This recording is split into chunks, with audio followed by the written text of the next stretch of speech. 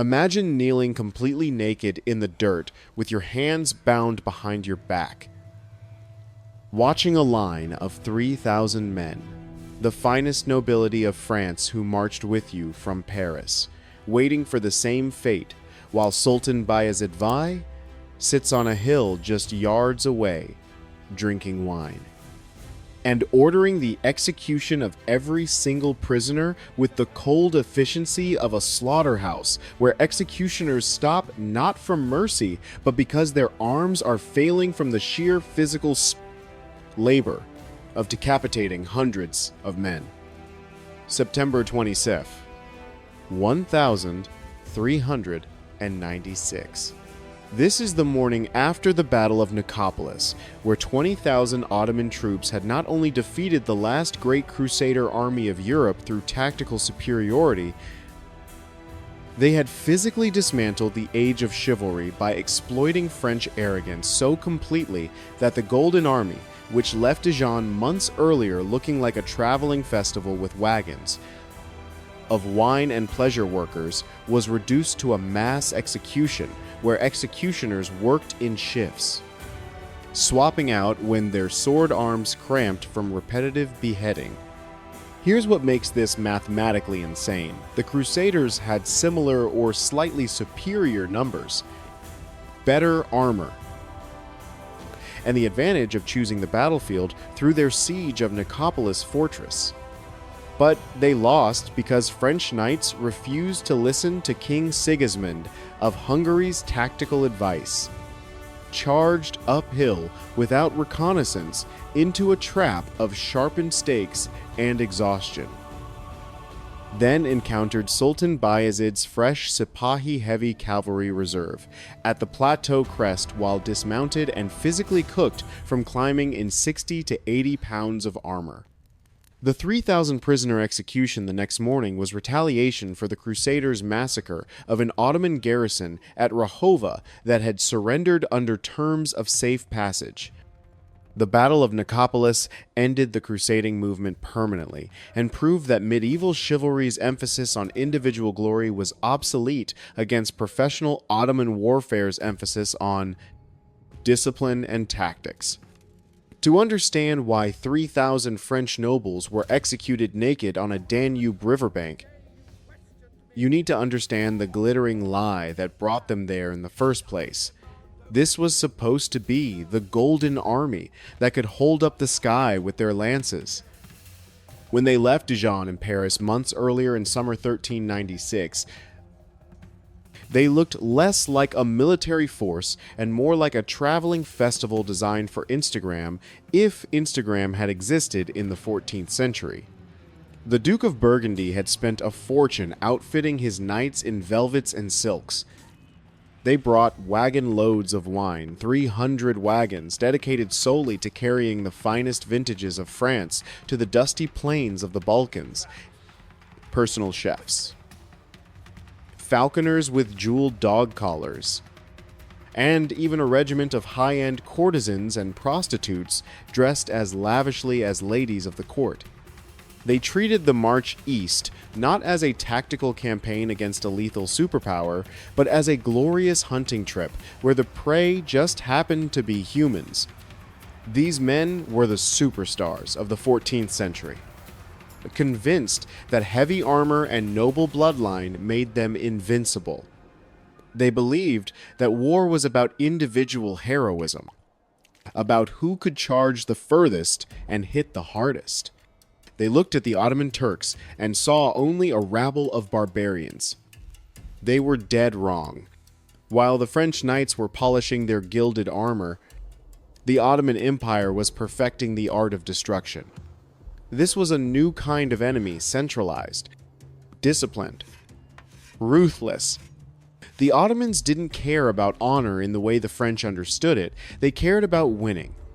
The collision at Nicopolis was not just a battle between two religions, but a battle between two eras. The medieval mindset of personal glory was about to be crushed by the modern mindset of professional warfare. The tragedy is that they were warned repeatedly by the one man who actually knew how to win this war. King Sigismund of Hungary, the man who called for this crusade in the first place, knew exactly who he was fighting. He knew Sultan Bayezid I, called Yildirim the Thunderbolt by his soldiers. He knew the terrain. He begged the French knights to be cautious, to use scouts, to respect the enemy's mobility and tactical sophistication. But in the eyes of the French nobility, Sigismund was a boor whose caution smelled like cowardice. They ignored him, mocked him, and their arrogance became the architect of their own annihilation. The road to that bloody hill in Nicopolis was paved with atrocities committed by the Crusaders themselves.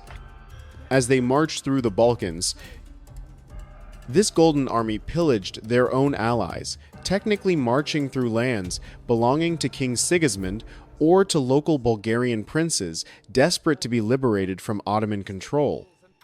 But the French knights didn't see allies. They saw schismatics. To the rigid Catholic mindset of French nobility, the Orthodox Christians of the East were barely better than the Muslims they were coming to fight. The defining moment of this moral collapse happened at the fortress of Rahova.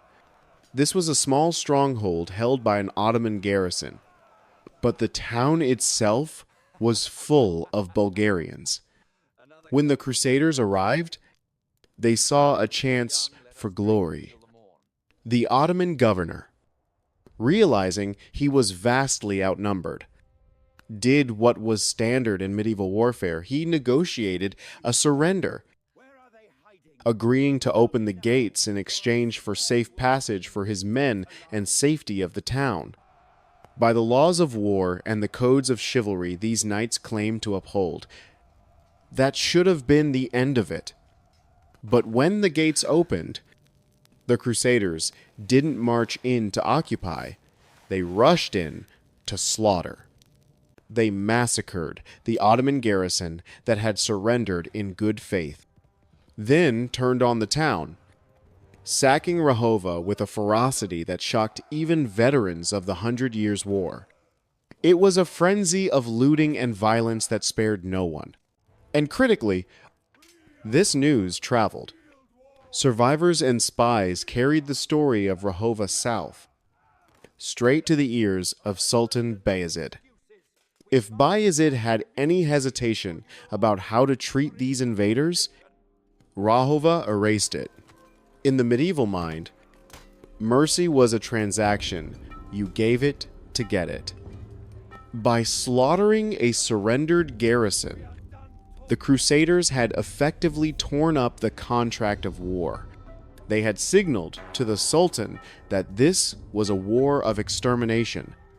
The French celebrated the victory at Rahova as a great triumph, drinking wine in the smoking ruins, unaware that they had just signed their own death warrants. High on this victory, the army pushed on to their main objective, the fortress city of Nicopolis. Nicopolis, the city of victory, was the key to the lower Danube, sitting on a high bluff, heavily fortified, controlling river traffic. It was commanded by Doğan Bey, a veteran Ottoman commander fiercely loyal to Bayezid. When the Crusaders arrived in mid-September, they rode up to the walls, taunting the defenders, expecting fear. Instead, they were met with silence and disciplined archery. Here, the Golden Army hit its first real wall. They had forgotten the siege engines. In their arrogance, they hadn't brought any heavy trebuchets or catapults, assuming the Turks would run away. Now, faced with high stone walls, the most expensive cavalry in the world was useless. They couldn't charge a wall, so they decided to starve the city out. They set up their luxurious camp just out of bowshot and went back to partying, turning the siege into a blockade-themed festival. They held banquets that lasted all night. Jean de Nevers, the 24-year-old count leading the crusade, held court in a silk tent, assured by his spies that the Sultan was weeks away, probably fleeing back to Egypt in terror,